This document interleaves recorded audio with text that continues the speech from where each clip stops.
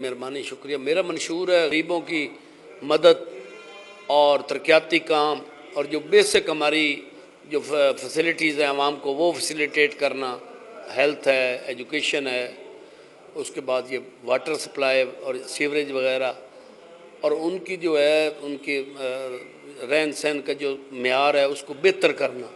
मैं पहले भी 2 दफ़ा MP रह चुका हूँ, तो मेरा रिकॉर्ड गवाह है। मैं PP 1 to 4 से मुंतखब हुआ था और इंडिपेंडेंट हुआ था, तो मैंने लातदाद काम करवाए हैं, बल्कि 10 साल में कोई 12-13 अरब रुपए के काम करवाए जो कि रिकॉर्ड पे हैं। और के अंदर सबसे बड़े मसाइल आप क्या देखते हैं? इसमें सबसे बड़ा मसाइल ये है कि एक तो जेहलम के ऊपर पुल बहुत ज़रूरी है।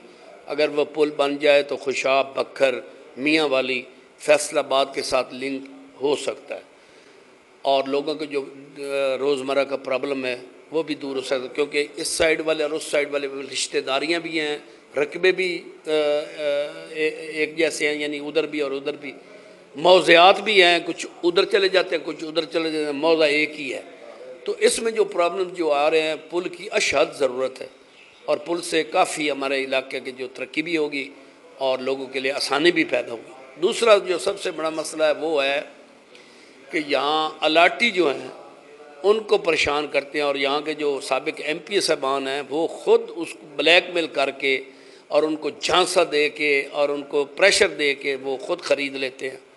इंशाल्लाह मेरे आने पे पिछले जो हुए हैं उसको भी इंक्वायरी करवाऊँगा और आगे भी ये नहीं होने दूँगा। तीसरा सबसे बड़ा यहाँ टाउटी है, यानी दोनों साइडों के जो साबका रवायती सियासतदान हैं उन्होंने अपने टाउट रखे हुए हैं, वो थाने में बैठे होते हैं और गरीब लोगों को वो लूटते हैं पुलिस से मिल के। मैं इंशाल्लाह उसको भी ख़त्म करूँगा। चौथी बात है कि हमारे पास ना वोट नीचे जो गरीब वोटर है उसकी कदर नहीं करते। ये बड़े लोगों को तो चलो फिर भी कुछ मान लेते होंगे, लेकिन गरीब को नहीं मानते।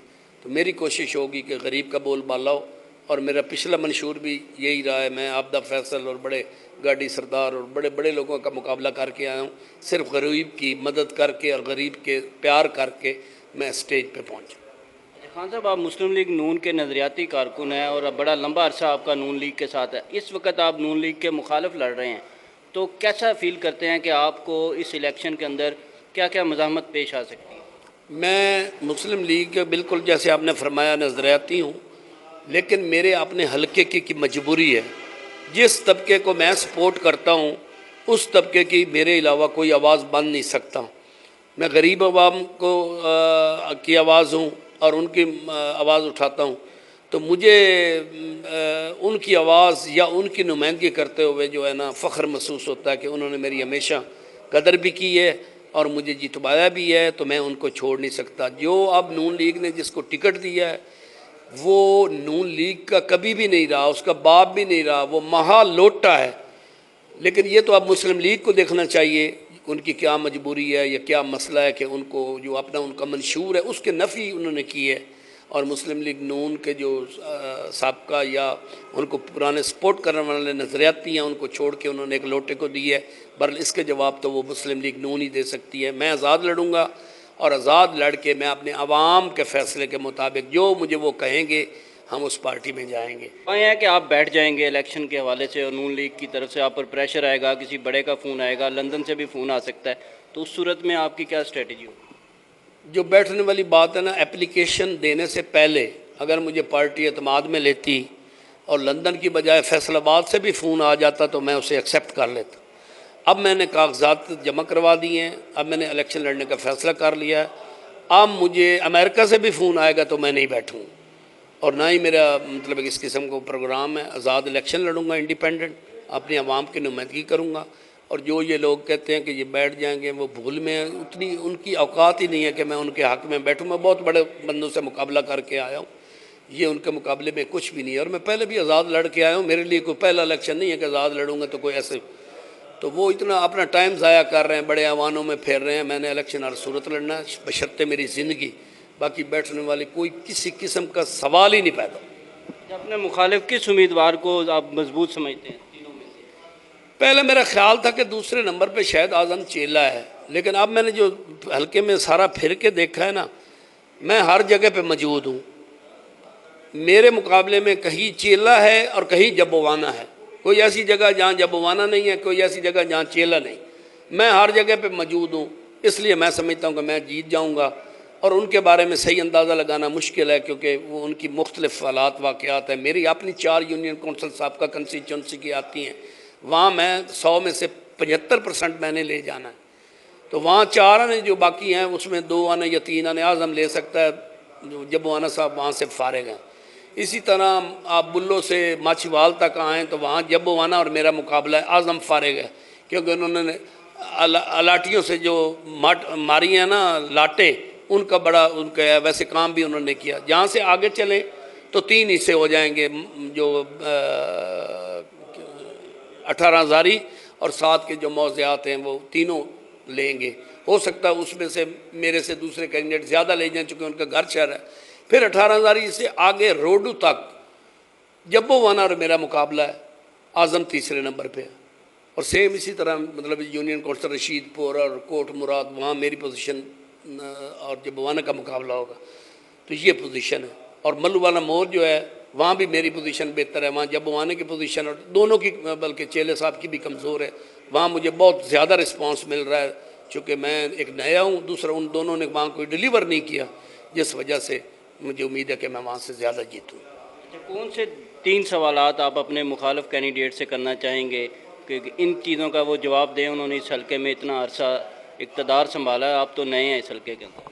ایک سوال تو میرا یہ ہے کہ ایک وزیر کا چیلا رہا ہے اور دوسرا مشیر رہا ہے. کوٹ شاکر کے کھمبا یہ دونوں نہیں لگوا سکے. بڑے ایوانوں تک انہوں نے جیکٹیں پہن کے گئے ہیں، ہر وقت حمزہ شہباز کو ملتے ہیں.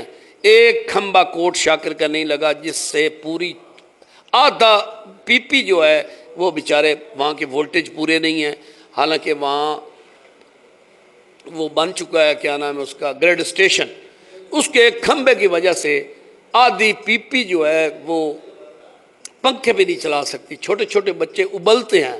میرا سب سے پہلے تو سوال یہ ہے کہ آپ اگر اتنے لائق ہوتے، اور یہ 4-5 گھنٹے کا کام تھا، تو یہ آج تک نہیں کروا سکے، ابھی تک نہیں کروا سکے. دوسرا میرا سوال ہے کہ جب آپ غریب سے ووٹ لیتے ہیں تو پھر بعد میں غریب کو ملتے کیوں نہیں ہیں؟ پھر آپ وہ بوسکی والوں کو تو ملتے ہیں، گاڑیوں والوں کو تو ملتے ہیں، غریب حالانکہ ووٹ غریب دیتا ہے ان کو کیوں نہیں ملتے؟ تیسری بات ہے، جب آپ ایم پی اے بن جاتے ہیں تو آپ کو بجائے اپنے آپ کو امپروو کرنا اور اپنے آپ کی پوزیشن اوپر کرنے کے بجائے عوام کی پوزیشن آپ کو اوپر کرنی چاہیے تھی. چیلا صاحب ہیں تو وہ لاٹھیوں سے، جو غریب لاٹھی ہیں ان سے لاٹیں دبا جاتے ہیں. دوسرے صاحب ہیں تو وہ اپنے کاروبار اور اپنی رشوت اور سب سے بڑی بات ہے کہ بھئی نظریاتی کا، بھئی تو لوٹے ہو گئے ہو، تمہیں تو شرم آنی چاہیے حلقے میں جانے. بھئی آپ جیتے کہیں سے ہو، پھر ووٹ کسی کو دیا ہے، 4 سال آپ نے اس کو انجوائے کیا ہے، پھر لوٹا بن گئے اور پھر ڈھیٹھوں کی طرح ووٹ مانگنے آتے ہیں. ہمیں تو شرم آتی ہے، یہ ووٹ مانگ رہے ہوں تو شرم ہمیں آتی ہے. دوسرا جو اعظم چیلا صاحب ہے، اس کے والد سمیت اگر گنے تو انہوں نے 25 پارٹیاں بدلی ہیں. نہ کوئی نظریہ ہے، نہ کوئی بات ہے، صرف اپنی پیٹ پوجا ہے، رشوت ہے. ان کے جو ہیں چیلے، ان کے منشی مشدی، بس وہ کھا پی رہے ہیں اور علاقے میں کوئی کسی قسم کی ترقی نہیں ہوئی. جبکہ اس کے مقابلے میں میرا صاحب کا حلقہ دیکھیں تو آپ کو واضح فرق نظر آئے گا. نہ یہ بولتے ہیں، نہ دلیر ہیں، نہ ایماندار ہیں، نہ یہ ورکر ہیں. تو نسل در نسل ایک آ رہا ہے اور یہ علاقے کی ترقی میں سب سے بڑی رکاوٹ ہے. اپنے علاقے کے عوام کو کیا میسج دینا چاہیں گے؟ میں یہ میسج دیتا ہوں کہ آپ کے اس کو ووٹ دیں جو آپ کی رسائی میں ہو، جو آپ کو ملنا پسند کرے، جو آپ کی بات سننا پسند کرے، آپ کو اپنے پاس بٹھانا پسند کرے. کم از کم آپ ووٹ دیتے ہیں وہ آپ کا قرض اتارے اور اپنا جو کام ہے یا جس مقصد کے لیے آپ دیتے ہیں، آپ کی علاقے کی ترقی کا وہ ضامن بنے، یا اس میں کچھ کوالٹی ہو، وہ بولتا ہو، آپ کی نمائندگی کرتا ہو، آپ کے لیے کوئی نہ کوئی سہولت پیدا کرتا ہو، آپ اسے دیں، چاہے میرا مخالف ہی کیوں نہیں. اگر وہ ایسا نہیں کرتا تو اپنے ووٹ کو مت ضائع کریں، اس بندے کو دیں جو اس اہل ہو.